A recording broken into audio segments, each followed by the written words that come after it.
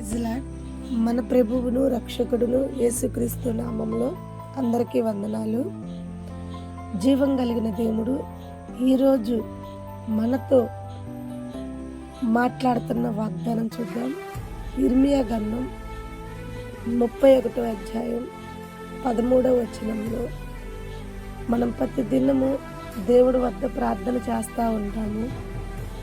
దేవుడు మనతో మాట్లాడితే బాగుండు అనే ఆలోచన కలిగి ఉంటాం. ఎందుకంటే మనం చేసే ప్రార్థన దేవుడు వింటున్నాడో లేదో, ఈ ప్రార్థనకు దేవుడు సమాధానం ఎలా ఇస్తాడో అని మనం ఎంతో కనిపెట్టుకుని ఉంటాం. అయితే మనం చేస్తున్న ప్రతి ప్రార్థన దేవుడు వింటున్నానని వాక్యమే చెప్పిద్ది. మనకి వాక్యంలో మనం చూస్తాం, మనం చేసే ప్రతి ప్రార్థన దేవుడు వింటాడు. అయితే దేవుడు మనతో ఎలా మాట్లాడతాడు అనేది ఆలోచనకు వస్తే, వాక్యమై ఉన్న దేవుడు గనక వాక్యం ద్వారా మనతో మాట్లాడతాడు. నీ పూర్ణ ఆత్మతోనూ నీ పూర్ణ హృదయంతోనూ నువ్వు దేవుడు వద్ద మొరపెడితే ఆ మొర వ్యర్థంగా పానేడు. దేవుడు ఏ విషయాన్నైతే నువ్వు ఎత్తిపట్టి ప్రార్థిస్తున్నావో ఆ విషయాలన్నిటిలోనూ దేవుడు నీకు సహాయకుడుగా సమాధానుడుగా ఉంటాడు. అయితే ఈరోజు నీకు ఇస్తున్న వాగ్దానంలో దేవుడు చెప్తున్న మాట ఇర్మియా గ్రంథం 31వ అధ్యాయం 13వ వచనంలో, వారి దుఃఖమునకు ప్రతిగా సంతోషం ఇచ్చిదిను అంటున్నాడు. చూడండి ప్రియమైన బిడ్డలారా, దేవుడు ఈ ఉదయకాల సమయాన్ని నీతో మాట్లాడుతున్నాడు.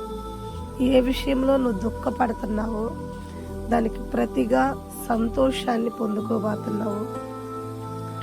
నీ విచారము కొట్టివేసి నీకు ఆనందం కలుగజేస్తానని దేవుడు వాక్యం ఇస్తున్నాడు.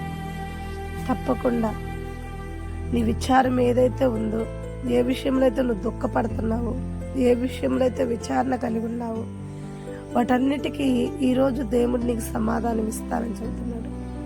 కొంచెం ఆలస్యం అవ్వచ్చేమో, కానీ దేవుడు ఇచ్చిన వాగ్దానం మాత్రం వ్యర్థం కాదు.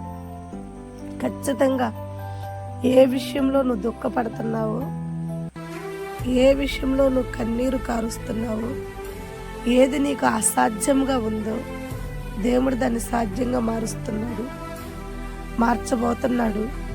ముందుగానే నీకు ఇస్తున్న వాగ్దానం ఇది. కొంచెం శ్రమ పడుతున్నావేమో, ఆ శ్రమ వెనక గొప్ప సంతోషం ఉంది. కాబట్టి నువ్వు బాధపడాల్సిన అవసరం లేదు. నీ విచారమంతా కొట్టివేస్తానని చెప్తున్న దేవుడు నమ్మదగిన దేవుడు. భయపడాల్సిన అవసరం లేదు. నువ్వు ప్రార్థన చెయ్యి. నీ ప్రతి అవసరము, నీ ప్రతి కన్నిటిని దేవుడు చూస్తాడు. అన్న తనకు శ్రమ వచ్చినప్పుడు, తనకు కష్టం వచ్చినప్పుడు యెహోవా మందిరములోకి వెళ్ళి దుఃఖపడింది, కన్నీళ్లు కార్చింది, చాలా బాధపడింది. దైవజనుడు వచ్చి, ఏందమ్మా నువ్వింత మొత్తురాలుగా ఉన్నావు అన్నప్పుడు కూడా, అయ్యా నేను మొత్తురాలును కాదు, బత్తురాలు నేను, నా దుఃఖము నా నోటి నుండి మాటలు కూడా రాలేక కన్నీరు కార్చి ఇప్పుడు వరకు దేవుడితో మొరపెట్టాను అంది. అంత దుఃఖపడిన అన్న తనకు దుఃఖానికి ప్రతిగా దేవుడు ఏమిచ్చాడంటే సంతోషాన్ని ఇచ్చాడు. ఏ విషయాన్నైతే ఎత్తిపట్టి తను దుఃఖపడిందో, ఏ విషయం నిమిత్తమైతే తన విచారణ చెందిందో ఆ దుఃఖాన్ని తీసివేసి సంతోషాన్ని ఇచ్చాడు. ఆ విచారం అంతా కొట్టివేశాడు, ఆనందం కలుగజేశాడు. అన్నావలే నువ్వు కూడా ప్రార్థన చెయ్యి. ఏ విషయం అయితే నిన్ను ఇబ్బంది పెడుతుందో, అన్నాకున్న సమస్య సంతానం, నీకున్న సమస్య ఏంటి? అప్పుల, అవమానాల, నిందల, కుటుంబంలో సమాధానం లేకుండా ఉన్నావా?